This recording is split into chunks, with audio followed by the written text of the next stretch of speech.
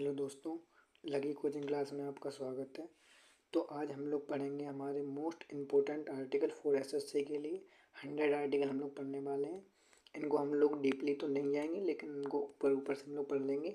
ठीक है, जैसे कि अब मैं आपको दिखा देता हूँ। जैसे कि मैंने स्लाइड तैयार की, जैसे उपराष्ट्र वगैरह, यहाँ पर भारतीय संविधान, मतलब हर चीज़ की जो है अलग अलग मैंने स्लाइड बना कर रखी है। तो इनको हम लोग पढ़ेंगे और ये आप लोग पढ़ जाइए। तो यहाँ से हम लोगों का एक क्वेश्चन यहाँ पर पेपर में फंस जाएगा, क्योंकि ये बहुत इंपॉर्टेंट आर्टिकल है हमारे एसएससी के एग्ज़ाम के लिए। तो आज हम लोग पढ़ना स्टार्ट करते हैं। ठीक है, तो यहाँ पर हमारा आर्टिकल नंबर 1 है। इसमें थोड़ा मैं जूम कर देता हूँ। जैसे कि आप लोग देख सकते हैं, हमारा पहला आर्टिकल है। इसमें लिखा है भारत राज्यों का एक संघ होगा। ठीक है, भारत राज्यों का एक संघ होगा। ठीक है, और दूसरा हमारा आर्टिकल है भारतीय संघ के बाहर के क्षेत्रों को शामिल करने का प्रावधान, यानी कि हम अपने भारत में किसी भी बाहर के कोई भी क्षेत्र को शामिल कर सकते हैं। जैसे कि हमने किया भी, एक उदाहरण में हमने देखा सिक्किम। ठीक है, सिक्किम को हम लोगों ने शामिल किया है। ठीक है, और इसी तरह हमारा आर्टिकल नंबर 3 पे है। इस पे नए राज्यों के गठन और क्षेत्र सीमाओं या मौजूदा राज्यों के नाम का परिवर्तन करने की शक्ति संसद के पास होगी। ठीक है, यहाँ पर संसद के पास होती है किसी भी राज्य के नाम परिवर्तन में। ठीक है, या किसी भी राज्य को अलग अलग करने में। जैसे मध्य प्रदेश है, एग्जाम्पल यहाँ पर दिए उदाहरण कि यह जिस प्रकार मध्य प्रदेश से छत्तीसगढ़ अलग हुआ है। ठीक, उत्तर प्रदेश से उत्तराखंड अलग हुआ, बिहार से झारखंड अलग हुआ है, आंध्र प्रदेश से तेलंगाना अलग हुआ है। ठीक, इसी प्रकार हम लोग इस आर्टिकल से कर सकते हैं, और शक्ति किसके पास, संसद के पास होगी। ठीक है, अब हम लोग अपने अगले स्लाइड पर चलते हैं। इसमें लिखा आर्टिकल नंबर 12। इसमें हमारी राज्य की परिभाषा है। आर्टिकल नंबर 12, इसमें हमारे राज्य की परिभाषा है। राज्य परिभाषा आर्टिकल नंबर हमारा 13 आता है। इसमें हम लोग मूल अधिकार से असंगत तथा उनका अल्पीकरण करने की शक्तियाँ हैं। ठीक है, 14वां हमारा जो आर्टिकल है उस पर है कानून के समक्ष समानता एवं विधियों का समान संरक्षण। आर्टिकल नंबर हमारा 15 जो कि महत्वपूर्ण है। इसमें धर्म, जाति, मूल वंश, लिंग, जन्म स्थान के आधार पर भेदभाव नहीं किया जा सकता। हमारा 16 आर्टिकल है। हमारा जो 16वां आर्टिकल है उसमें लोक नियोजन, सार्वजनिक रोजगार में अवसर की समानता की कोई भी भेदभाव नहीं किया जाएगा। ठीक, और हमारा जो 17वां आर्टिकल है बहुत इंपॉर्टेंट आर्टिकल है। ठीक है, इसमें छुआछूत का अंत, अस्पृश्यता का अंत है। ठीक है, 18 भी हमारा इम्पोर्टेंट में आता है। इसमें अपराधियों का अंत है। 19 में हमारी अभिव्यक्ति, विचार अभिव्यक्ति स्वतंत्रता। 20 में है अपराधों के लिए दोष सिद्धि के संबंध में संरक्षण। 21वां इम्पोर्टेंट है हमारा, इसमें है प्राण एवं दैहिक स्वतंत्रता, प्राण एवं दैहिक स्वतंत्रता। और हमारा 22वां है गिरफ्तारी के संरक्षण में, गिरफ्तारी के संबंध में संरक्षण। हमारा 23वां भी इम्पोर्टेंट होता है। इसमें मानव तस्करी, बेकार और बंधुआ मजदूरी आदि की सभी प्रकार की जबरन श्रम पर रोक, कि कोई भी जबरन श्रम नहीं करवा सकते, मजदूरी वगैरह। ठीक है, और आर्टिकल नंबर 24 में है कारखाने आदि में बालकों के नियोजन पर प्रतिबंध, यानी 14 वर्ष से कम उम्र के बालकों को फैक्ट्री वगैरह कारखानों में उनको काम पे नहीं लगाया जा सकता। 14 साल की जिनकी उम्र कम है। ठीक, हमारा 25वां भी इम्पोर्टेंट होता है। इसमें है हमारा धर्म को मानने, आचरण व प्रचार का अधिकार, यानी हमारा जो भारत है वो धर्मनिरपेक्ष है। तो इसका मतलब होता है कि हम कोई भी धर्म अपना सकते हैं, कोई भी धर्म का प्रचार कर सकते हैं, कोई रोक टोक उस पर नहीं है। ठीक है, अब हम लोग आते हैं अपने 26वें आर्टिकल। इसमें धर्म के प्रबंधन का अधिकार, यानी हम अपने किसी भी धर्म के संबंध में कोई प्रबंध कर सकते हैं कहीं पर। आर्टिकल नंबर 27 पर आते हैं। इसमें धार्मिक कार्य पर कोई टैक्स नहीं लिया जाएगा, यानी कि धर्म के नाम पर कोई भी टैक्स नहीं लिया जाएगा सरकार की तरफ से कि तुम लोग यहाँ पर ये मंदिर बना रहे हो या ये कर रहे हो तो टैक्स दो। ठीक, कोई भी टैक्स नहीं लिया जा सकता है। हम लोग अपनी अगली साइड पर चलते हैं। यहाँ पर ये इम्पोर्टेंट है। ठीक है, यहाँ पर हमारा 29वां आर्टिकल है, ये भी इम्पोर्टेंट है। इसमें अल्पसंख्यकों के लिए अल्पसंख्यक जो वर्ग हैं उनके लिए हितों का संरक्षण है। हमारा तीसरा आर्टिकल है। इसमें शैक्षणिक संस्था खोलने का अधिकार। ठीक, हमारा मोस्ट इम्पोर्टेंट जो आर्टिकल है, सबसे इम्पोर्टेंट है, वो यहाँ पर आर्टिकल नंबर 32, जिसको मैंने अलग से हाईलाइट भी किया है इसमें, जिसमें हाईलाइट करके बता देता हूँ। ये हमारा है, ठीक है। इसमें क्या है, इस आर्टिकल 32 में संवैधानिक उपचारों का अधिकार, ये मोस्ट इम्पोर्टेंट वो है आर्टिकल, ये बिल्कुल समझ लो कि इसको याद तो करना ही है, ठीक है। तो इसमें ये इस जो आर्टिकल है, इसमें क्या है, डॉक्टर बी आर अम्बेडकर ने इसे संविधान की आत्मा तथा हृदय किया, बहुत मोस्ट इम्पोर्टेंट है ये। संविधान की आत्मा एवं हृदय कहा किसने, बी आर अम्बेडकर ने, इस आर्टिकल को, ठीक, ये मोस्ट इम्पोर्टेंट है, ठीक है। अब यहाँ पर हम लोग अपने अगले आर्टिकल चलते हैं। यहाँ पर हमारा अगले आता है 39A। इसमें है समान न्याय और निःशुल्क विधि सहायता, यानी हम लोग फ्री में कानूनी सहायता ले सकते हैं। जैसे कि आज हम लोग 100 नंबर फ़ोन लगाते हैं, हम पुलिस की सहायता ले सकते हैं, तो वही है इसमें, ठीक है। हम लोग अगले पे चलते हैं हमारे 40 में। इसमें ग्राम पंचायतों का गठन होता है, ठीक है। 44 इम्पोर्टेंट है, इसमें समान नागरिक संहिता। और 45वें पे आते हैं, तो इसमें 6 वर्ष से कम आयु के बच्चों के लिए प्रारंभिक बचपन की देखभाल और शिक्षा का अधिकार, यानी कि जो बच्चे 6 वर्ष से उम्र है उनकी शिक्षा वगैरह का उसका ध्यान रखना चाहिए, ठीक है, ये इसमें बताया गया है। हम लोग अगले पे चलते हैं। हमारा 48A है, ये भी इम्पोर्टेंट है, इसमें पर्यावरण का संरक्षण है। हमारा 50वां आर्टिकल है, इसमें कार्यपालिका से न्यायपालिका का पृथक्करण। और हमारा 51वां आर्टिकल है अंतर्राष्ट्रीय शांति व सुरक्षा, ठीक है। अंतर्राष्ट्रीय शांति व सुरक्षा हमारा ये आर्टिकल हो जाता है। हम लोग अपने अगले पर चलते हैं, ठीक है। अब यहाँ पर हमारा जो भारत का राष्ट्रपति है, ये तो इम्पोर्टेंट है ही, बिल्कुल मोस्ट इम्पोर्टेंट है ये भी, ठीक है।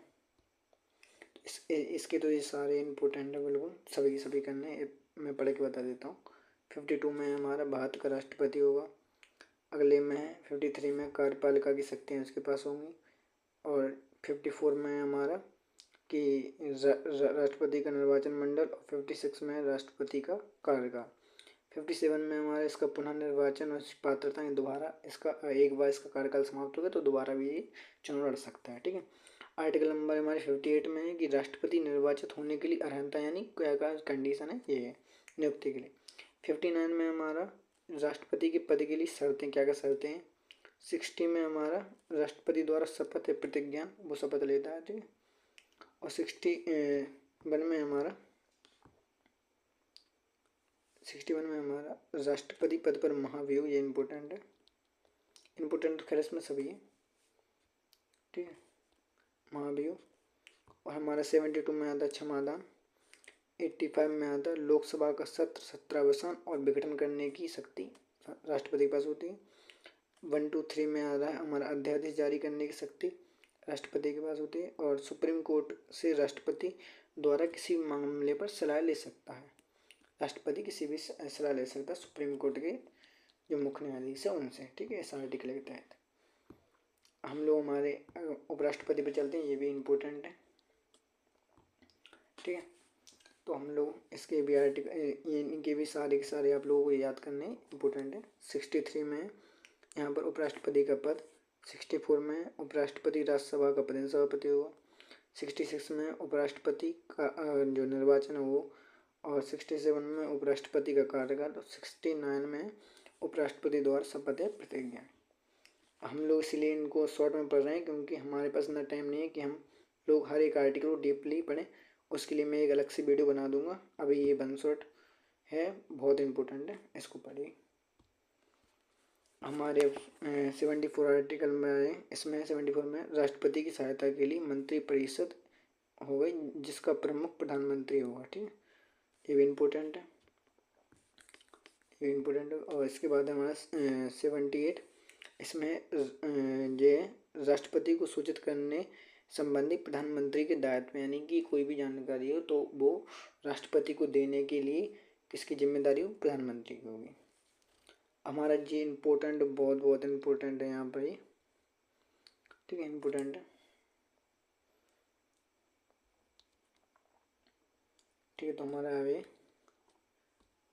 76 बहुत इम्पोर्टेंट है। इसमें भारत का महान्यायवादी, ठीक है, भारत का महान्यायवादी, इसको देखिए यहाँ पर मैंने अलग से हाईलाइट किया। इसमें इसको क्या कहते हैं, इसको भारत का विधिक अधिकारी भी कहते हैं।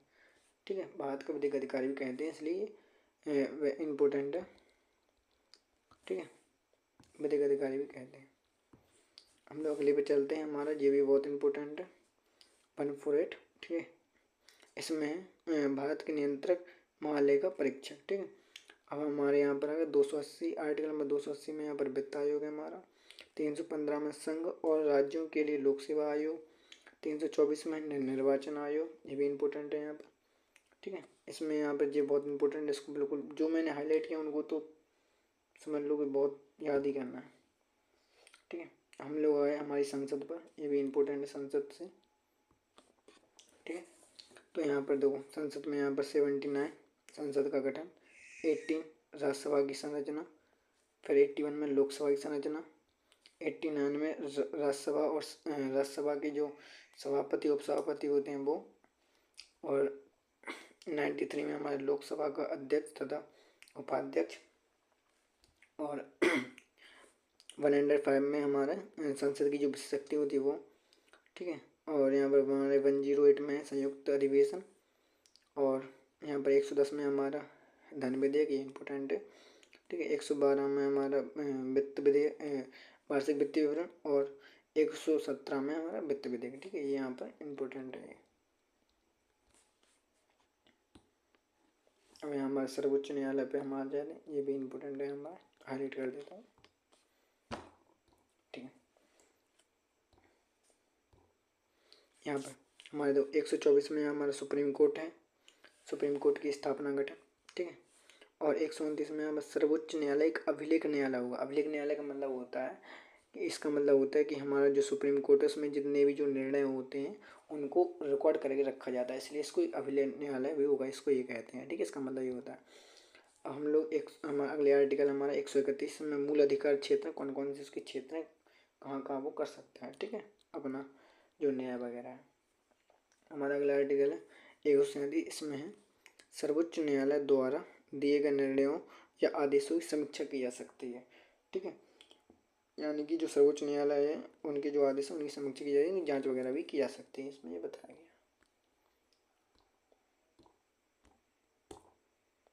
हमारे ये राज्यपाल है, ये भी इम्पोर्टेंट है।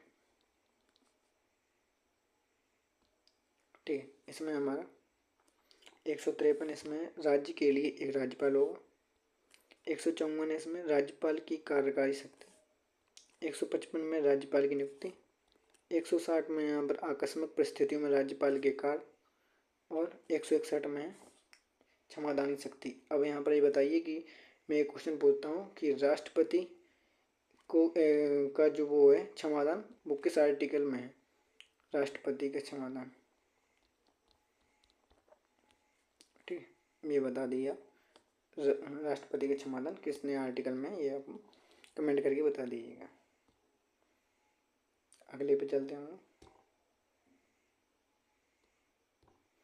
ये हमारा राज्य विधान मंडल है। ठीक है, इसमें हमारा 168 पहला है, इसमें राज्यों के विधानमंडलों का गठन। ठीक है, राज्यों विधानमंडलों का। फिर हमारा 169 है, इसमें विधान परिषद का गठन व समाप्ति उनकी। ठीक है, 176 है राज्यपाल का विशेष अभिभाषण, इम्पोर्टेंट है, इसको इम्पोर्टेंट मार्क करो। ठीक है, हमारा 119 है, इसमें धन विधेयक की परिभाषा, और यहाँ पर हमारा 230 इसमें है राज्यपाल की अध्यादेश जारी करने की शक्ति।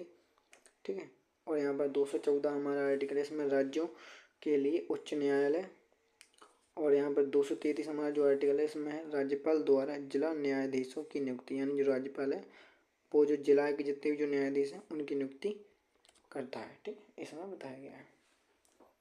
अब मैं यहाँ पर एक क्वेश्चन पूछता हूँ कि राष्ट्रपति का अध्यादेश जारी करने के लिए कौन सा अनुच्छेद है, कमेंट में बता दीजिएगा। हम लोग अगले पे पढ़ते हैं हमारे। हाँ, ये हमारा बाबा 163 पे हमारा जो आर्टिकल है इसमें बताया गया है राज्यपाल की सलाह के लिए मंत्री परिषद जिसका प्रमुख मंत्री होगा। ठीक है, मुख्यमंत्री होगा, और यहाँ पर हमारा 164 है, इसमें मुख्यमंत्री की नियुक्ति, हमारे जो CM है उनकी नियुक्ति। और यहाँ पर हमारा जो 165 है, ये भी बहुत इम्पोर्टेंट है, जैसे कि यहाँ पर है, ये हाईलाइट भी है। ठीक है, ठीक है, यहाँ पर ये इसमें है, ये देखिए 165 है, इसमें महाधिवक्ता है। इसको इसको राज्य सरकार का वकील कहते हैं, इसको राज्य सरकार वकील, ये बहुत मोस्ट इम्पोर्टेंट है। ठीक है, यहाँ पर इसलिए मैंने इसको अलग से भी कर लिख दिया।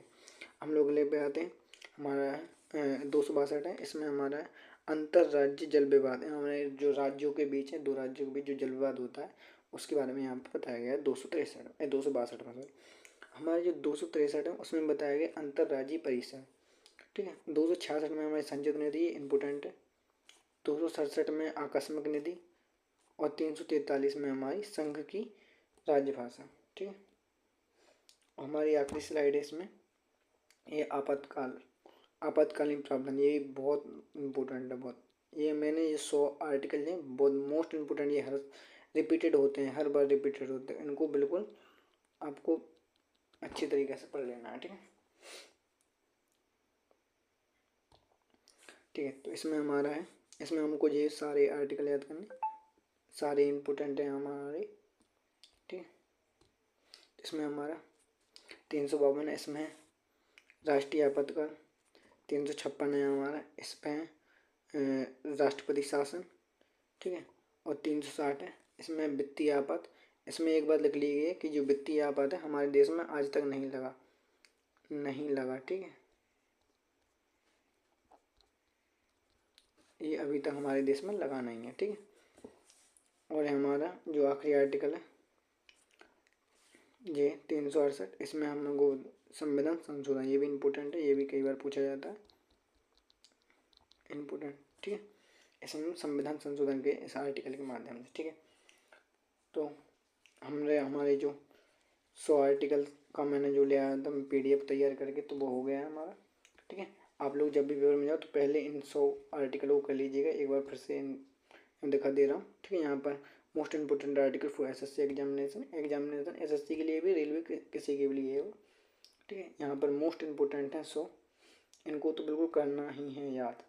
ठीक है, अगर आपको डिटेल वीडियो चाहिए और ऐसे ही वीडियो और चाहिए तो हमारे चैनल को सब्सक्राइब कीजिएगा, लाइक कीजिएगा। ठीक है, मिलते हैं अगली वीडियो में, बाय, धन्यवाद।